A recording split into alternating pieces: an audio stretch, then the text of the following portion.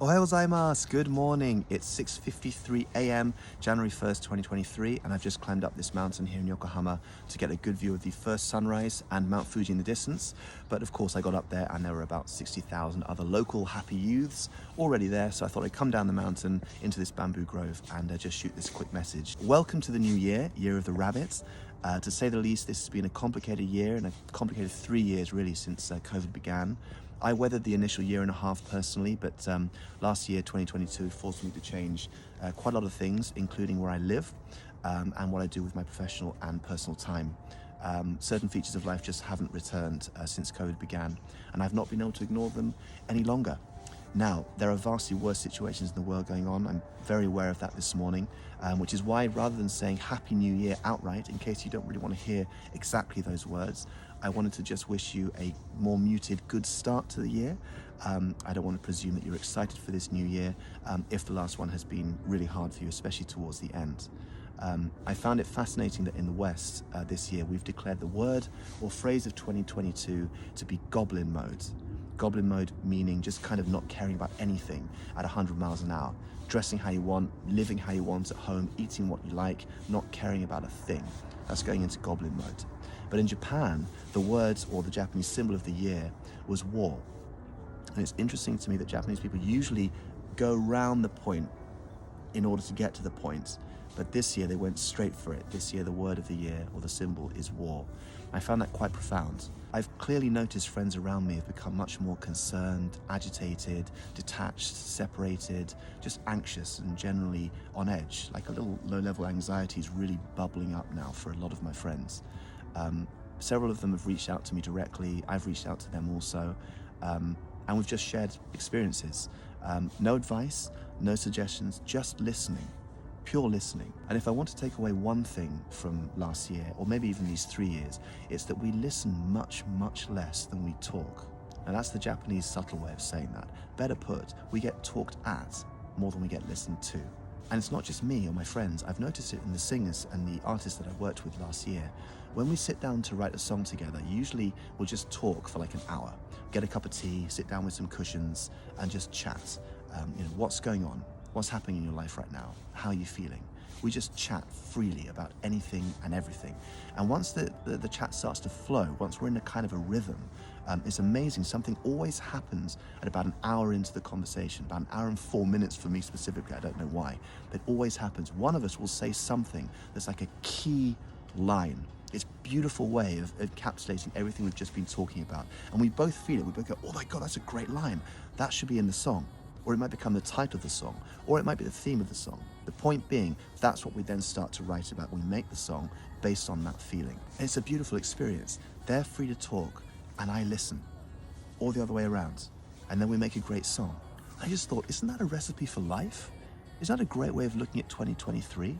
Sit down, relax, listen to someone, and create based on that. It's at least a recipe for trying to process exactly what you're going through. And I think that's why people who write songs continue to write songs, because they want to keep processing what they're experiencing. And that could be about a song, about writing a story, about playing a game of football, or about devising a new tax law for your country. I had a chat recently with a friend online, and she said, at the soul level, I think depression or feeling low is a signal in some way that we aren't aligned with where it's best for greater consciousness. So we're not where we're supposed to be. It's why we feel a little bit kind of lost inside. And just before I came out here at about 4 a.m, I listened to the last 6 or 7 songs I've made, which I'm going to be releasing over the next few months here in 2023. And I noticed something about the music and the melody and lyrics together. For the songs I've been part of, not just for me, but for the artists I'm going to be producing, there's a kind of calling, like a longing inside of them, like I'm looking for something or we're looking for something. And I've begun to realize that needs not exactly an answer, but just to be listened to. I realize that especially for the artists I've produced, because I can see it in them when we're making songs. So I think it's all about listening more and talking first a little bit less. And I think that might lower the temperature around us all a little bit. It's not all fighting and me first. I think it's listening to the other person first. Anyway, that's my personal message number 1 for 2023. And maybe message number 2 is what we're actually going to do with 2023, because God, I don't want it to be like 2022 or 2021 or 2020. Common wisdom from life hack gurus and people much smarter than me always say that for you to achieve what you want to with your life, you're going to have to put in really hard work at some point in the journey. There's no two ways about that. It's probably smart hard work, being clever about what you do, but either way, it's hard work. And the other thing that I believe you need in probably equal measure is luck. And I read a quote recently saying that no human endeavor of great personal or communal substance was ever achieved without some small measure of luck from somewhere. And while I agree it's possible to increase your ability to expose yourself to getting lucky, you're still going to need luck to come to you from somewhere, somehow. Every successful and honest famous person that I've ever heard of in industry or tech or music says that this was part of their trajectory. From Monet to Messi, you need luck, and you need to be ready when that luck strikes you. So from here in this bamboo grove in Yokohama, I can't help you with your hard work. The good news is you know exactly what that is. It's inside you. You just have to do it. But what I can help you with and want to help you with is luck. And as luck would have it, I used to live near the very Japanese temple where they supposedly created the first Japanese lucky cat. And you can see lots of those, thousands of them actually, in the video to my song Truth Is Not For Sale. And what I'm planning to do from now on every week is to send you some luck extracted from this temple. As some of you may know, my Maydenfield artist logo is a Japanese lucky cat. It's a stylized form of lucky cat. Can you see that? I will send it to you in JPEG form, which you can see here on your social media, which you can download to your devices. Keep it inside your photos, keep it on the lock screen on your phone. Just keep it on you, keep it with you. May it attract luck to you from here to wherever you are. And I can do that every week from now on. Shall we say Mondays? Start the week off well with a little bit of luck from Japan. Lucky Cat Mondays or something like that. Okay, so that's what we're going to do. We're going to spread the luck. One last point, which is another thing that a lot of life hack gurus always talk about, which I've largely ignored until now. But then one of them actually said it to me the other day, and I want to try it out. And that is to express and practice gratitude.